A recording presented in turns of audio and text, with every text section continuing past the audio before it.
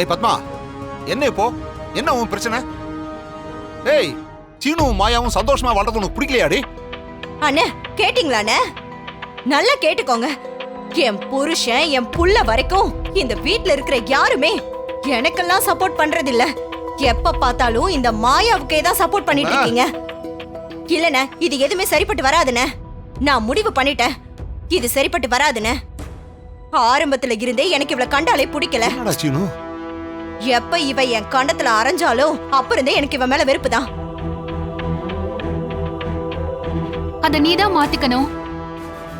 நீ அவளை பத்தி புரிஞ்சுக்கலமா? நானும் என் புள்ளையும் எப்படியோ சமாதானம் ஆயிரலாம்னு நினைக்கும் போதெல்லாம் இவ ஏதாவது ஒரு விஷயத்தை ஏடகுடமா செஞ்சுட்டு இருப்பா. அது எனக்கு சுத்தமா பிடிக்காத மாதிரி இருக்கும். அதுவும் இந்த மகாராணி இப்ப வக்கீலா வேற ஆயிட்டாங்க. இப்ப அவார்டு வேற வாங்கிட்டா. இனி என்ன சுத்தமா மதிக்கவே மாட்டா.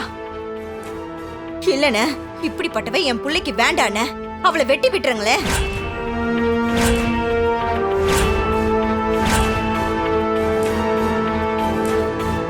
பத்மா, உன் கோவத்தினால அவங்க வாழ்க்கைய முடிக்கிற மாதிரி எந்த முடிவை எடுக்க கூடாது.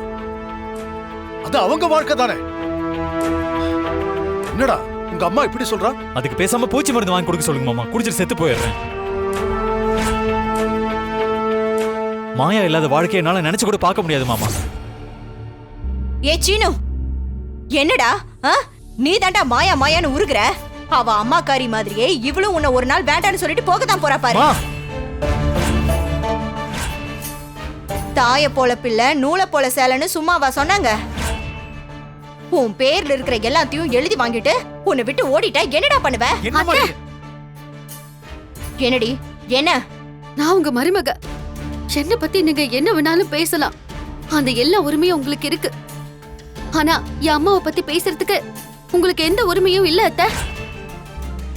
இன்னொரு தடவை என் அம்மாவை பத்தி ஏதாவது சொன்னீங்க, அப்புறம் நான் மனுஷியாவே இருக்க மாட்டேன்.